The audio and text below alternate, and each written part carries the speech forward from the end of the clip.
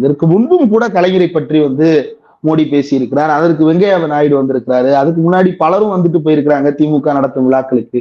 அதனால எல்லாம் திமுக கூட்டணிக்கு போய்விட்டதா அப்படின்னா அப்படியா? அப்படி போகல.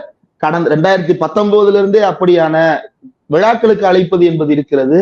எங்களுடைய உரிமைகளுக்கு நீங்க அனுமதி கொடுக்கணும் அப்படின்றதான் நாங்க கேட்கிறோம். அப்படி இருக்கும் பொழுது ஒன்றிய அரசுக்கு நாங்களும் சப்போர்ட் பண்ணுவோம். எப்ப சப்போர்ட் பண்ணுவோம்னா எங்களுக்கு பண தேவைகளை அல்லது நிதி தேவைகளை பூர்த்தி செய்யும் பொழுது, வெள்ளத்துக்கான பண தேவைகளையும் வெள்ளத்துக்கான அவசர தேவைகளையும் நீங்க உடனடியாக பூர்த்தி செய்யும் பொழுது, மற்ற தேவைகளை உடனடியாக பூர்த்தி செய்யும் பொழுது நாங்களும் உங்களை வாழ்த்த தான் போறோம். அதுதான் உறவுக்கு கை கொடுப்போம்.